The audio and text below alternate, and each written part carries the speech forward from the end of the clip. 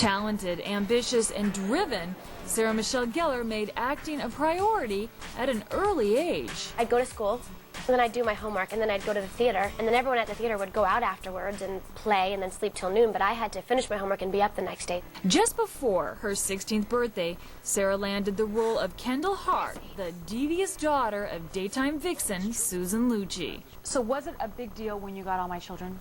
Oh, it was a huge deal. My mother watched All My Children when she was pregnant with me. I grew up watching All My Children. One of my best friends at the time who was in school with me was on All My Children. I mean, to me, it was just like the greatest thing. And I got to stay in New York and finish school and a full-time job, which is hard in New York City. And, thank God. Don't push me away. I need you. I know you need me to wait. What is this? What are you doing? Stop it! No!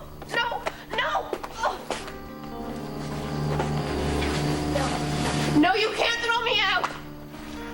Answer, where am I supposed to go? Sarah was just a teenager, but her character was supposed to be in her early 20s. The truth is, it's not challenging at all because I think Sarah at 16 is more mature than Kendall will probably ever be. Sarah was nominated for a Daytime Emmy twice, in 1994 and 1995. You know my first reaction? Ah! It was sort of along the lines of my reaction. I don't think it's really sunk in yet. It sunk in when Sarah took home the award in 1995. I think you try not to, but I think everyone, you know, in their own right, everyone dreams about this. This is just the most amazing dream come true, and so yeah, I guess. You try not to think about it, though. You don't want to jinx yourself. Were you surprised when you won the Emmy? It was so weird, you know, growing up, you watch all these award shows, and you think it's just going to be this amazing culmination and just, you know, this incredible night, and it was so exciting, and my best friend, Eva LaRue, we all went, we had a hotel room, you know, we all got dressed up, and my mother was there, we all went, and my award was like the second one of the night, and then they announced my name, and I went up there, and I remember being really scared because Kelly Ripa told me, she had lent me her shoes. And she told me that if I won, I didn't thank her, she was going to throw her shoe at me. So I remember looking really briefly out into the audience and seeing Kelly holding her foot in the air, like as a threat that if I didn't mention her, that I'd get the shoe thrown at my head. And I remember seeing that, you know, time's up, and then you walk backstage and you have this award, and then they really quickly take it away from you, and then you do all this press, and then they give it back to you, but it doesn't have your name on it. It's just, and they send you back into the audience, and it's kind of over. And I thought, well, that's kind of anticlimactic. Sarah made sure to thank Kelly, but she wouldn't be working with her co-star much longer. Just days after winning the Emmy, Sarah announced she was leaving All My Children. It was sort of unfortunate timing. I had wanted to leave for some time. I had felt that the situation wasn't great, and I'd been in a job for 3 years, which at my age, you know, at 17, that's a really long time. And I really wanted to spread my wings, and I wanted to try the things. I had gotten a couple of jobs, one of which was a role in Clueless, the movie, which, of course, at my age was like the only thing I wanted to do, and they wouldn't let me out to do it. And I really felt that it was time to move on. I'd been asking for a long time, and it was like the next night after when they told me that I could leave. So it sort of looked like I won and disappeared, but it certainly wasn't. It wasn't anything like that. I read tabloid things that you and Susan Lucci had a contentious relationship. Is that grounded in fact, or is it just something that they used once you became successful later? We didn't have the greatest relationship, and it was one of those things that I didn't understand at the time, and then for the longest time didn't even want to speak about it because it was difficult. It's very hard to come on to an existing show like that and shake things up. And soaps, they're very true in their ways and the way things work. And I don't think I really understood necessarily what was going on at the time. I was only 16 years old. But if I had to do it again, I would do it again in a heartbeat. I met some of the most amazing people who I'm still really friendly with to the day. And I feel like I learned so much about my craft on a soap because soaps are so technical. You have to learn just an incredible amount of dialogue in a really short period of time. You have to hit a mark without looking and not block someone's light, and you only get one take. And now those things come really easily, so I can actually only focus on the work now.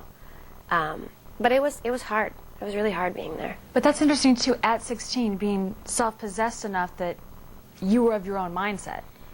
Yes and no. I think at 16 I was a little confused because things weren't so great there and things were shaky, and I didn't get a lot of support from the producers of the show but the cast, like I said over and over, I mean, they were amazing. And of course, tabloids love to build stuff up. I'm sure, you know. Luckily, I don't read them that often. I mean, I can't say I don't ever. I try to read them when I'm not in them. When did you want to come west? When I was younger, my mother wanted to move out here. She felt that the quality of life would be better, and New York was so expensive. And I said, if you leave, I'm going to run away from home. I'm never leaving New York. I would never go. That's a hateful place. And it was when I left out my children. And I said, okay, if this is what I want to do, then you really have to come here. It's really hard. It's so hard to make it in New York. And so I moved out here like 3 months after I left all my children. You look like a California girl. It's the hair, the blonde hair. I like having grass. I like having places for my dogs. All I wanted growing up was a dog, and you know we couldn't have a dog in New York because you can't really walk a dog, and apartments are so small. So I had like the New York version of the dog pet. I had the frogs, the fish, the rabbit.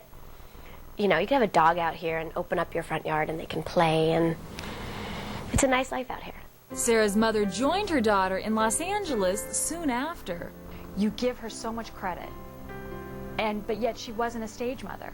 No, she was the farthest thing. School was always the most important thing. If my grades dropped below an A-, I had to stop auditioning.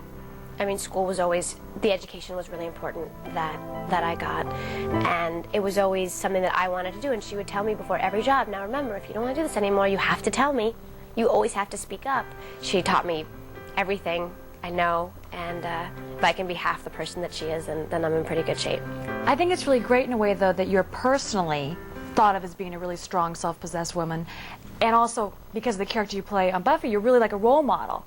And I know you probably hate hearing that. No, it's an honor. I mean, there are certain complications that come with that, but I think it only, in the end, makes you a better person. Because if people think of you that way, I think it's something that you want to continue and you want to put out that way. I know what it was like for me younger having role models, and I mean, I still have role models to this day, and you still look up to certain people, and you want to emulate them, and it's because they put something out there that is special, that's something that people want to be like. Who are your role models? Who are my role models? Let's see. Well, my mom is the obvious one, and an amazing woman, and has done so much with so little, and I wouldn't be sitting here right now if it wasn't for everything that she gave up for me.